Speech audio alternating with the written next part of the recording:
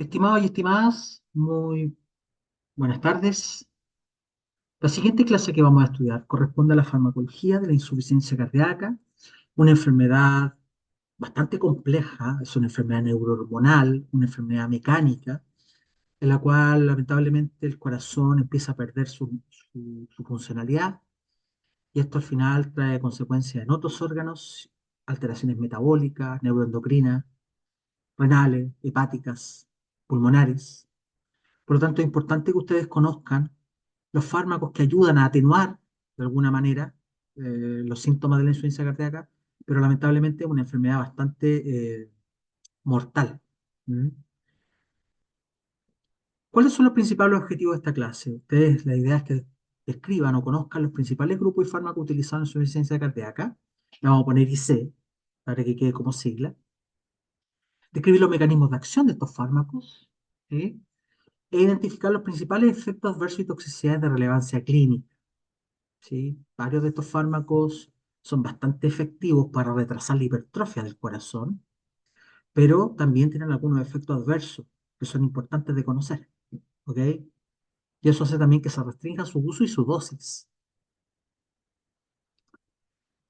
La insuficiencia cardíaca se define como la incapacidad que tiene el corazón, en este caso los ventrículos, tanto el derecho y el izquierdo, pero principalmente el izquierdo, para bombear suficiente cantidad de sangre para satisfacer las necesidades metabólicas del cuerpo, ya sea tanto nutrientes como de oxígeno. Es por esto que a medida que va pasando el tiempo, estos pacientes, si no se tratan correctamente, se agravan muy rápido. Con los tratamientos también se agravan, pero es más lento. ¿Ok? Por lo tanto, imagínense entonces una bomba que no es capaz de entregar los requerimientos de agua a los cultivos. ¿Sí? Esto va a generar problemas a largo plazo. Las plantas se van a secar, van a tener problemas, los frutos no van a ser de buena calidad. ¿Mm? ¿Cuál es el objetivo de estos fármacos? Generalmente este tratamiento lo da un cardiólogo o una cardióloga. Por lo tanto, es de suma importancia el conocimiento de estos medicamentos porque hay algunos pacientes que pueden usar hasta 6, 7 fármacos sin ningún problema. ¿Ok? El objetivo de la farmacoterapia es reducir la mortalidad, que es uno de los outcomes o desenlaces más importantes. Si yo reduzco la mortalidad, significa que el medicamento es altamente efectivo. Otra forma de evaluar la efectividad es que las personas no se rehospitalicen. Es muy común que las personas cardiópatas lleguen comúnmente al hospital, por lo tanto, si llegan menos, significa que el fármaco está haciendo un efecto. Y lo tercero, la insuficiencia cardíaca tiene muchos síntomas: disnea, ortopnea, ¿sí? Acumulación de líquido pulmonar, retención de líquido, ¿sí? Hepatomegalia, tiene una serie de sintomatologías clínicas. Por lo tanto, si la persona es capaz de mejorar su calidad de vida, por ejemplo, mejorar su sueño, ¿sí? Hace que el fármaco también tenga una efectividad. Así que esto es súper importante que tengan en cuenta. ¿Sí? Piensa que hay muchas personas cardiópatas que no pueden subir escaleras o pueden caminar de forma muy pequeña. Por lo tanto, si esa persona, en vez de subir una escalera, ahora sube 5 peldaños, claramente estamos pensando en que este tratamiento está siendo efectivo. El corazón está funcionando un poquito mejor. ¿Mm? La siguiente diapositiva, como ustedes pueden ver, aparecen los principales fármacos que se utilizan en la insuficiencia cardíaca. Piensen también que los pacientes podrían estar usando todos estos fármacos al mismo tiempo. Por lo tanto, un cardiópata, por definición, es un paciente con polifarmacia, para que lo sepan. Por lo tanto, pueden tener interacciones, efectos adversos, toxicidades, etcétera, etcétera, etcétera. ¿Qué tenemos? Los bloqueantes adrenérgicos, ¿sí? Sobre todo los bloqueantes beta o alfa adrenérgicos, y una de las drogas que más van a ver ustedes se llama carvedilol, ¿sí? Tenemos vasodilatadores que disminuyen el esfuerzo cardíaco porque dilatan, porque el paciente cardiópata requiere más oxígeno. Por lo tanto, una forma de disminuir el consumo de oxígeno es vasodilatar las coronarias. Por lo tanto, no tengan duda que a lo mejor se puedan usar vasodilatadores directos. Inhibidores de la fosfodiesterasa. Miren lo que dice, aumenta el gasto cardíaco, que es uno de los problemas que tiene la insuficiencia cardíaca. Disminuye el gasto cardíaco porque tengo un corazón que no me bombea bien. ¿Sí? Inhibidores de la ECA. fármacos que se utilizan en la hipertensión. También se pueden ocupar porque disminuyen la presión arterial y el volumen de líquido y también ayudan a regular la hipertrofia. Los glucóseos cardíacos, la digoxina, un medicamento que aumenta la contracción del corazón. Es un inótropo positivo. Y en el caso de que pacientes tengan acumulación de líquido, retención de líquido, los diuréticos pueden ser extremadamente efectivos. Esta es una de las guías de tratamiento de la European Society of Cardiology, en la cual ustedes pueden ver cuál podría ser el tratamiento clásico. Ahora, fisiopatológicamente hay varios tipos de insuficiencias cardíacas, pero una de las clasificaciones clásicas son los pacientes que tienen la fracción de eyección disminuida o fracción de eyección normal, ¿ya? O sea, la fracción de eyección es el porcentaje de sangre que sale. Y generalmente se llama cuando tiene menor a 35% la fracción de eyección. Como pueden ver ahí dice FEBI, ¿sí? Entonces son personas que su capacidad eyectiva de sangre es muy mala. Entonces vamos a ver que están los insuficientes cardíacos FER, es decir, insuficiencia cardíaco con fracción de eyección reducida. Son los clásicos, los pacientes clásicos. Esos son los que vamos a ver. Y aquí tenemos todas las opciones. Y aquí dice Class 1. ¿Qué significa eso? Que es la que tiene mejor evidencia. ¿Y cuáles son estos fármacos? Los inhibidores de la ECA, ¿sí? Y vamos a ver que hay un grupo de fármacos que se llaman los inhibidores de la nalipricina. Ahí lo vamos a estudiar. En el caso que no se pueda usar los IECA, tenemos los beta bloqueadores, los MRA, que son los antagonistas del receptor de mineralocorticoide, o mineralocorticoid receptors antagonism, ¿sí? MRA. Tenemos la dapagliflozina y la empagliflozina, que son medicamentos que fueron descubiertos para la diabetes, pero actualmente son parte de la terapia farmacológica de la insuficiencia cardíaca. Y tenemos los diuréticos de Lassa, es decir, tenemos la familia de la furosemida, principalmente, ¿ya? Ahora, dependiendo de las características de cada paciente, ustedes ven tres opciones, ¿sí? Podemos usar DIET o dispositivos de sincronización, como por ejemplo un marcapaso, ¿sí?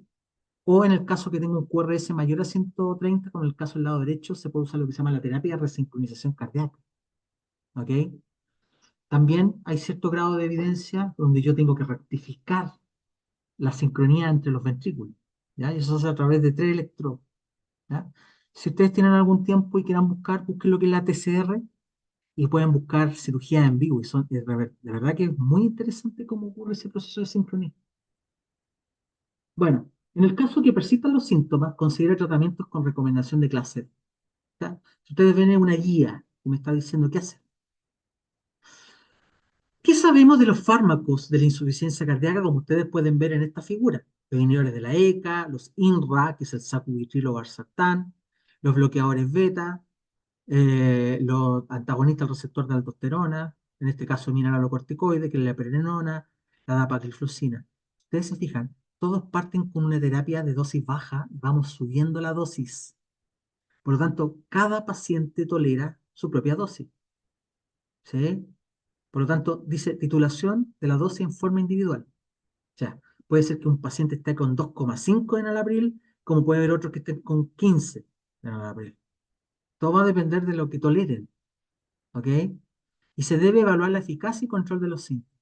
Por lo tanto, las primeras semanas en un paciente cardiópata son lo más importante porque debo ajustar las dosis a cada paciente.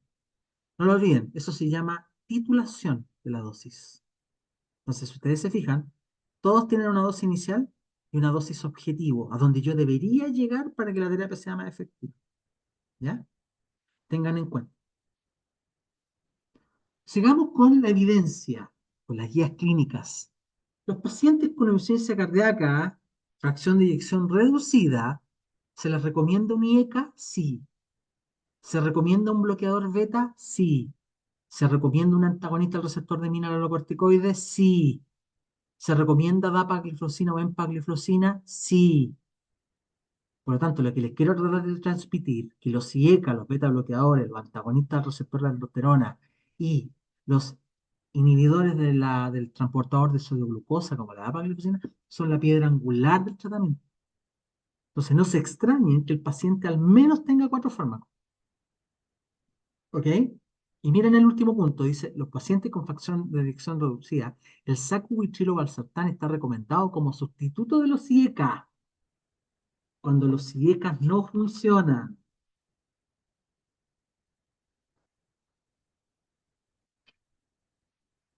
Eso es muy importante. ¿Por qué? Esa es la pregunta. ¿Qué dice? ¿Por qué ocurre eso? Nosotros sabemos actualmente, ¿sí?, que los pacientes que tienen altos niveles de neurohormonas tienen un mayor hazard ratio. Hazard ratio es la probabilidad que yo tengo de morirme en un tiempo, ¿sí? Por lo tanto, en un paciente cardiópata, tener altos niveles de neurohormonas, noradrenalina, BNP, endotelina, etcétera, aumenta el riesgo de que yo me muera. Eso justifica entonces que si yo disminuyo los niveles de neurohormonas, estoy reduciendo la probabilidad de morirme, ¿ya? Ya les comenté que lamentablemente los cardiópatas tienen un alto riesgo de morirse.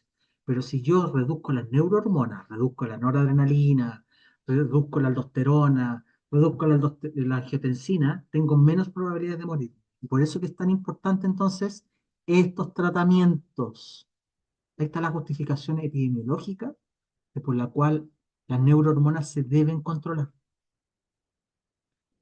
Recuerden, y esto es parte de la fisiopatología, que yo espero que cualquier estudiante debe tener en cuenta. Antes de estudiar la farmacología es importante tener en cuenta la fisiopato. ¿Cuáles son las consecuencias de tener una insuficiencia cardíaca? ¿Por qué se produce una insuficiencia cardíaca? Porque eso me va a permitir saber que un paciente con problemas cardíacos puede tener otros problemas. Son personas que tienen problemas renales, son pacientes que tienen problemas de presión arterial, son pacientes que tienen alteraciones hepáticas, son pacientes que muchos de ellos tienden a hacer hipertensión pulmonar, porque como la sangre no se eyecta, hay una retención de líquido en el corazón, y eso va hacia los pulmones, por la parte retrógrada. Son pacientes que muchos de ellos tienen disfunción sexual, se generan alteraciones en las válvulas, se llama regurgitación, se devuelve. Muchos de ellos son pacientes cianóticos, que tienden a tener los labios, las manos las tienden a tener más azules o negras, ¿ya? Entonces, por eso que les quiero comentar de que la insuficiencia cardíaca es un síndrome, porque se van produciendo muchas cosas asociadas, ¿ya? Si nosotros seguimos mirando la evidencia científica, se dan cuenta que hay otros medicamentos que se pueden usar, pero ya no son de primera línea. ¿Qué dice esto? Para pacientes con fracción de eyección reducida o tienen congestión, ¿los diuréticos están recomendados para aliviar los síntomas? Sí, pero es categoría 1C, es decir, la evidencia ya no es tan clara. Pero si usted tiene retención de líquido, te van a dar diurético. ¿Qué pasa con los ARA2 que se usan tanto en la hipertensión? Están recomendados ARA2 en pacientes que no toleran ni los ECA ni los INRA, o sea, los de segunda línea. O sea, estas drogas son de tercera línea. En la hipertensión son de primera, pero en la insuficiencia cardíaca son de tercera.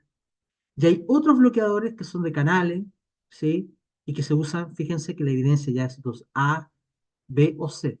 Esto cambia completamente, ¿ya? ¿Se puede usar un medicamento que se llama Vericiquat? Sí, a pesar de que esté en tratamiento con IECA o INRA, un beta bloqueador o ARM. Es decir, cuando la terapia básica, ¿sí?, o la terapia angular no funciona, se pueden empezar a agregar otros tratamientos como el Vericiquat. ¿Lo ven? ¿Qué pasa con los vasodilatadores? Lo mismo. Se van agregando cuando el paciente no tolera los medicamentos de base. Y la digoxina también, ¿ya? Entonces, me quiero retroceder un poquito. Quiero que se den cuenta de que aquí está la piedra angular. IECA, beta bloqueador, antagonista de aldosterona, dapagliflozina o empagliflozina. Aquí están los cuatro. Si no funcionan, se puede ver la posibilidad de usar estos medicamentos que están acá. ¿Ok? Entonces, piensen en una persona cardiópata que no responde a las terapias clásicas, puede estar usando hasta 8 fármacos. Es realmente impresionante. Entonces, en la siguiente parte de la clase, vamos a estudiar los diferentes fármacos con sus características, sus mecanismos de acción, sus efectos adversos, y vamos a ir viendo algunos aspectos particulares de cada uno.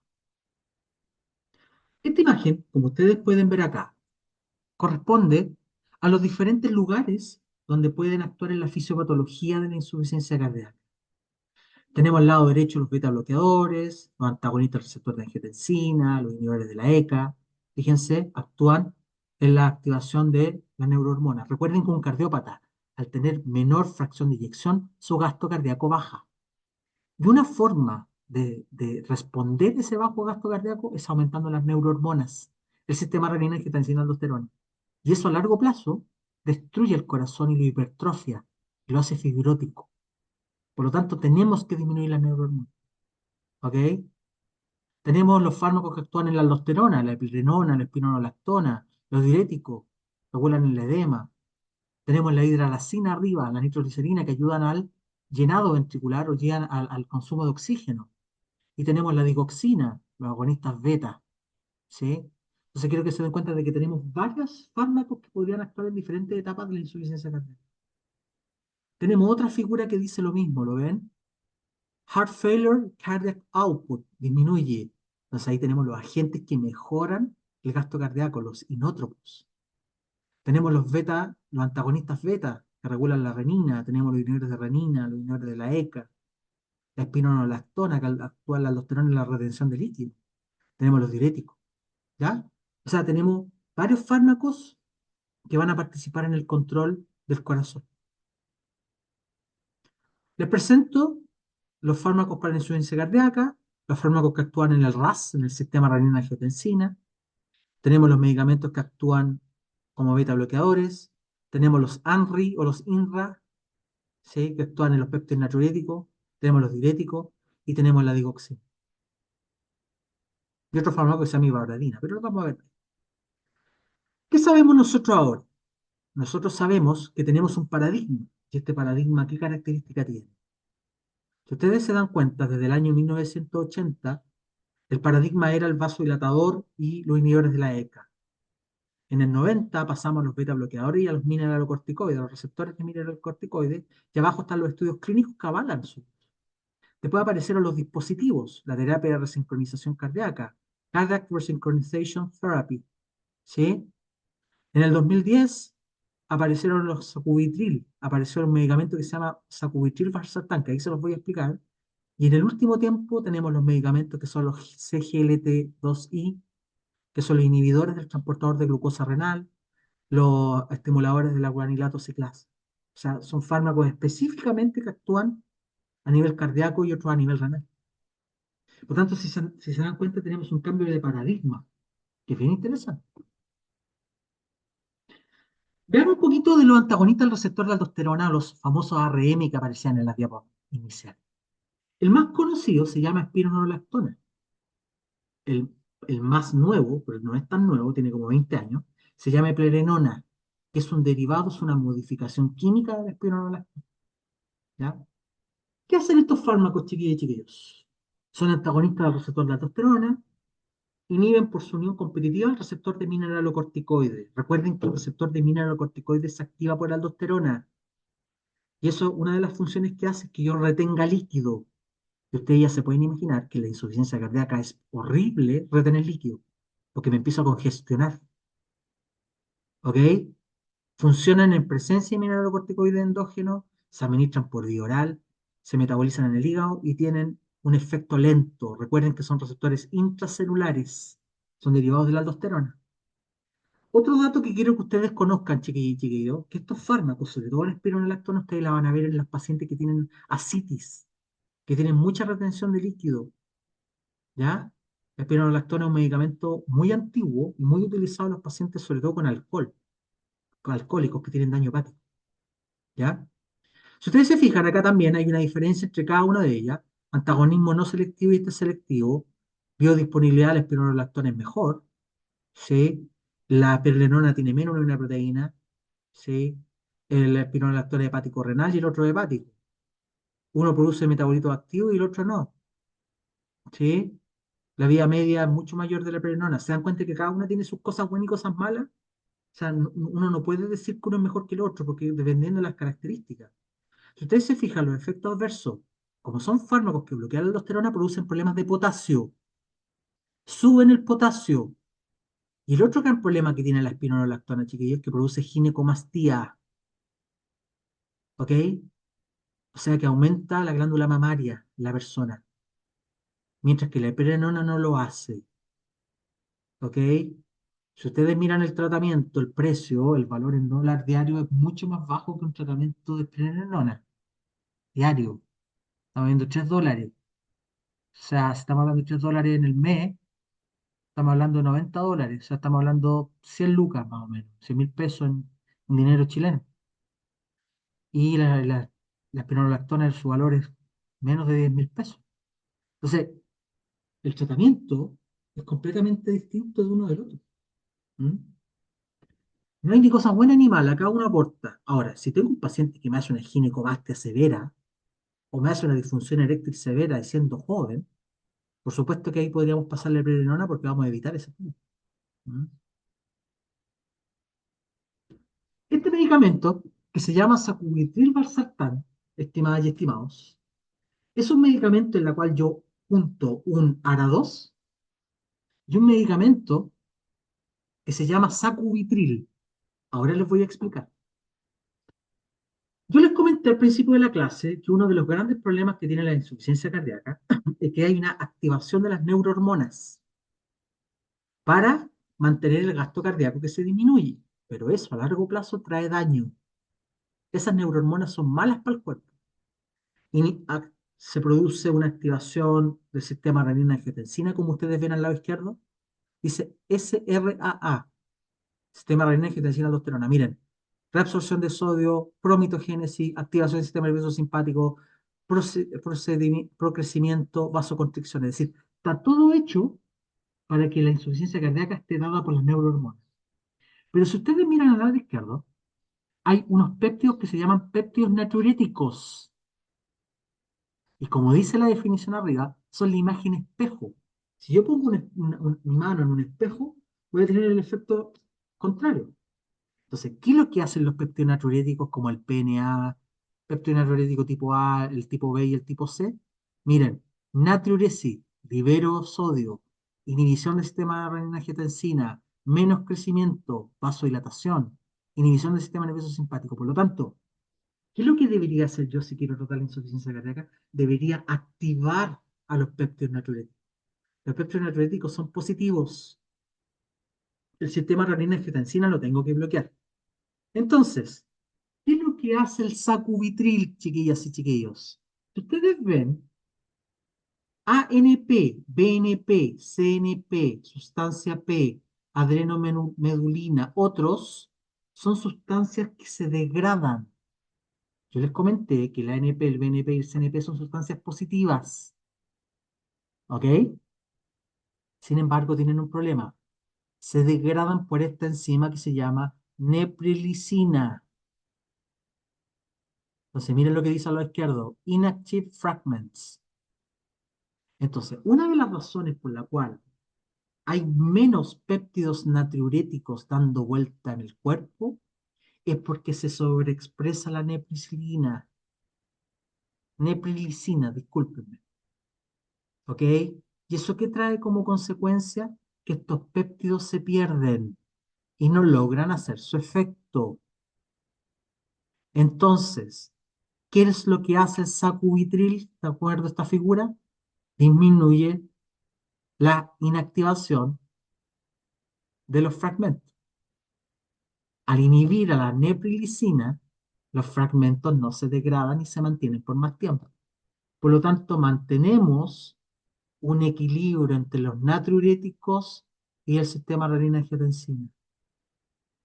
Entonces, esta droga, que fue un descubrimiento extremadamente interesante, se dieron cuenta que si se usaba junto con valsartán, un ARA2, inmediatamente el efecto mejoraba ostensiblemente. Hay varios estudios que muestran lo mismo.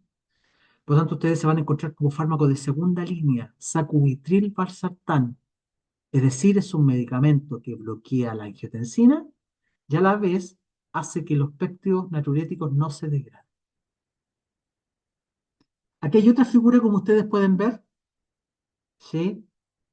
El metabolito activo, que es el sacubrilat, que lo que hace inhibe la neprilicina y evita que se formen los fragmentos inactivos. ¿Qué genera? Vasodilatación, menos sistema simpático, mayor actividad parasimpática, mayor natriuresis, menos fibrosis y menos riesgo de arritmia. Es decir, es un fármaco que cuando no se puede usar los IECA, son un grupo de fármacos extremadamente útiles. ¿Mm? Entonces ahí ustedes tienen el mecanismo de acción del sacubitril.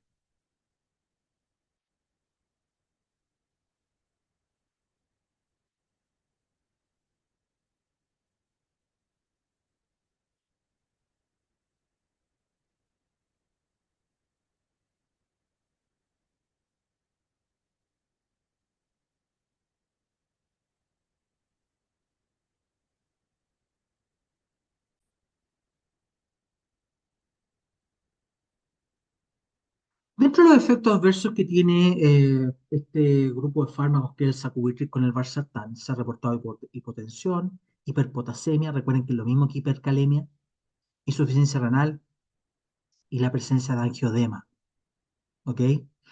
Eh, Son efectos adversos que hay que tener algunos cuidados, por lo tanto, no es un medicamento que uno quiera establecer como primera línea. Otro grupo de fármacos que son de las últimas, de los últimos paradigmas, como vimos en la escalerita hace unas días atrás, son los activadores de la vía del GMP cíclico y de la vía del oxonítrico. Yo les comenté que una de las necesidades del corazón es tener un menor gasto cardíaco, menor consumo de oxígeno, porque eso es problemático para el corazón cardiópata. Por lo tanto, si yo puedo vasodilatar, relajar la musculatura endotelial, es maravilloso, ¿sí? Entonces, si ustedes se fijan, a través de todos estos mecanismos compensatorios que ocurren al principio, que ya les dije que son protectores, pero al principio, después se produce una respuesta compensatoria inicial, pero fíjense que después se genera daño. La cardiopatía es pan para hoy, pero hambre para mañana. Al principio me compenso, pero cuando eso pasa mucho tiempo, se me genera un daño. Y una de las cosas que se observa en la activación neurohormonal dañina es que se genera una disminución del óxido nítrico y la actividad de la guanilato ciclasa soluble, o GMP cíclico, como ya la conocen. Entonces, una de las cosas que podríamos hacer es aumentar la producción de óxido nítrico para generar un estado de vasodilatación. ¿Qué sabemos hoy en día? Si ustedes observan acá, ¿sí? Hay un medicamento, como ven al lado izquierdo, que se llama Vericiguat, ¿sí? Y miren lo que dice abajito, estimulador de la guanilato ciclasa soluble. Entonces, ¿qué es lo que hace la guanilato ciclasa soluble? Fíjense que tenemos arriba el óxido nítrico, el NO, y el NO por sí solo activa la guanilato ciclasa, generando un estado de vasodilatación. Y el Vericiguat es un estimulador directo de la guanilato ciclasa soluble. Es decir, el Vericiguat se comporta muy parecido al óxido nítrico, activa la guanilato ciclasa y eso trae como consecuencia todo un proceso de relajación de la musculatura lisa. Efecto antifibrótico, antiinflamatorio, antiproliferativo y vasodilatador. O sea, esos son los potenciales beneficios que tiene el vericiguat. ¿Mm? Si ustedes se fijan, ¿qué pasa si se estimula la vía del óxido nítrico guanilato ciclasa GMP? Menos rigidez, menos hipertrofia, menos remodelado, menos fibrosis, menos inflamación, menos poscarga, menos función ventricular, menos tono arterial y menos rigidez vascular. O sea, se logran que se reduzcan los mecanismos fisiopatológicos asociados a la progresión de la insuficiencia cardíaca. Menos fibrosis, menos inflamación, menos remodelado, menos hipertrofia. Así que tengan en cuenta entonces que el Vericiguat es un medicamento, como decía la guía clínica, que se utiliza cuando los pacientes no responden a la terapia angular.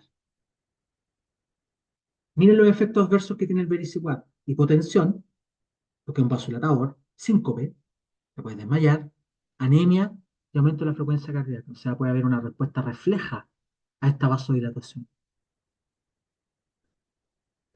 ¿Quiénes no pueden usar este fármaco? Pacientes que usan nitratos, o sea, pacientes que usan vasodilatadores para una angina de pecho.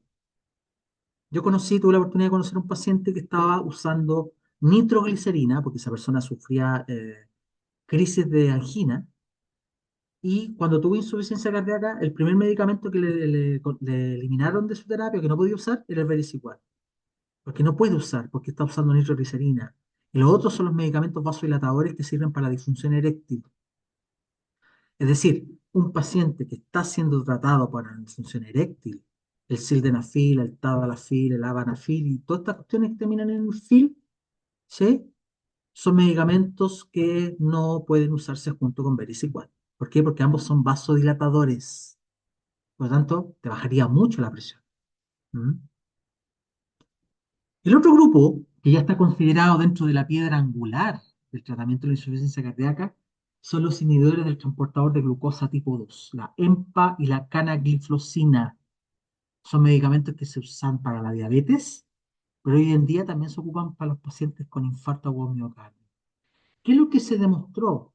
Que estos fármacos, aparte de disminuir la glucosa en la sangre, son capaces de disminuir el crecimiento por hipertrofia, los factores endoteliales disminuyen, la activación inflamatoria, la fibrosis y aumenta la síntesis de ATP, es decir, la capacidad energética del corazón es mejor. Entonces se dan cuenta que es distinto al efecto de la glucosa. Estos se llaman efectos pleiotrópicos, es decir, son efectos que van más allá de la acción de la disminución de la glucosa. ¿Ok? Así que si ustedes ven a un paciente con empagliflozina o dapagliflozina, el que sea, a lo mejor el paciente es cardiópata, no es diabético. ¿Ok? Aquí hay otra figurita que les muestra los mecanismos más celulares para que ustedes vean que el bloqueo del CGLT2I, es decir, ahí está el fármaco que bloquea, se bloquean ciertos canales específicos a nivel del corazón. O sea, se demostró de que este CLGT2 también está en el corazón. Por lo tanto, ¿qué es lo que se bloquean? Las corrientes de calcio, las corrientes de sodio. Si ustedes se dan cuenta que aumentan las especies reactivas del oxígeno, los ROS, ¿sí? Aumenta la PKC, una serie de mecanismos, la NADPH oxidasa, activa el mecanismo inflamatorio, las acciones de la calmodulina, disminuye el óxido nítrico. Por lo tanto, el bloqueo de la CGLT2 es demasiado beneficioso para que el corazón no se dañe. ¿Ya? Por lo tanto, esto es lo que le llamamos los efectos pleiotrópicos. ¿Mm? Otra figurita para que ustedes vean lo mismo. Se ha visto que estos fármacos son capaces de controlar las arritmias, ¿sí? Porque tiene que ver con los mecanismos de ciertos canales que participan en la regulación de las arritmias. Por lo tanto, este fármaco, que es el último medicamento de base de la insuficiencia cardíaca, ha tenido un aporte fundamental en los cardiópatas, porque los cardiópatas se pueden morir de arritmia, se pueden morir de un paro cardíaco, se pueden morir por disminución cardíaca. Son muchos factores que influyen. ¿Mm? Por lo tanto, las glifosinas son fármacos importantes. Otro fármaco que les muestra lo mismo, que los CGLT2 tienen la capacidad de disminuir el estrés oxidativo. El estrés oxidativo, en grandes cantidades, lo que hace es generar daño en los sarcómeros y daño en la contracción muscular. Ustedes se fijan. Y además, los CGLT2I aumentan los niveles de óxido nítrico, los NO, donde pueden ver acá el inferior al lado derecho. Por lo tanto, tenemos un balance hacia lo vasodilatador por sobre lo vasoconstrictor. Y eso también es muy positivo. Otro mecanismo que muestra lo mismo de la glifosina, disminuye la inflamación, el oxidativo, disminuye la fibrosis, mejora la función diastólica, es decir, mejora la función de llenado, ¿ok? Mejora el metabolismo celular del corazón, ¿ya? Por eso, y me van a disculpar que me vaya hacia atrás, son fármacos que están dentro de la piedra angular. Fíjense el 4, se recomiendan gapagliflozina y empagliflozina por disminuir la insuficiencia cardíaca. ¿Lo ven?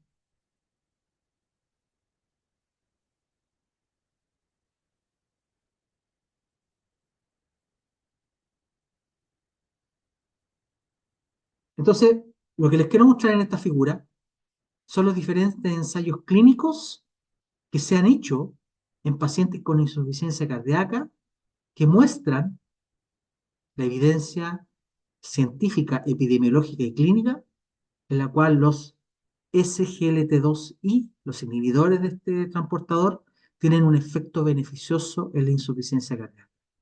Mejoran la calidad de vida, mejoran la hospitalización, mejoran la mortalidad, tienen mejoría en los beneficios clínicos, disminuyen las neurohormonas, etcétera, etcétera, etcétera. Por lo tanto, estimadas y estimados, la piedra angular de un tratamiento para la insuficiencia cardíaca son los inhibidores de la ECA, los beta bloqueadores, los antagonistas al receptor de aldosterona y los inhibidores del transportador de sodio de glucosa tipo 2. En el caso de que los pacientes no respondan a esas terapias, existe la posibilidad de usar otros medicamentos como diuréticos, digoxina, fármacos como el Vericiquat, que le mostré sobre el óxido nítrico. ¿Ya? Ahora, ¿cuál es el principal efecto adverso de la canagliflozina, la dapagliflozina? Son principalmente dos: hipotensión y infecciones urinarias, porque recuerden que estas drogas lo que hacen es la glucosa se elimina por la orina. Por lo tanto, si la glucosa se elimina por la orina, existe una gran probabilidad de que aparezcan infecciones urinarias. Por lo tanto, uno de los aspectos del seguimiento farmacológico es evaluar la presencia de infección urinaria en personas que utilizan estos medicamentos. La base está en que si la glucosa se va por la orina, puede aparecer un caldo de cultivo para ciertas bacterias. Bueno, eso ha sido la clase. Espero que haya sido de utilidad. Que estén muy bien. Adiós.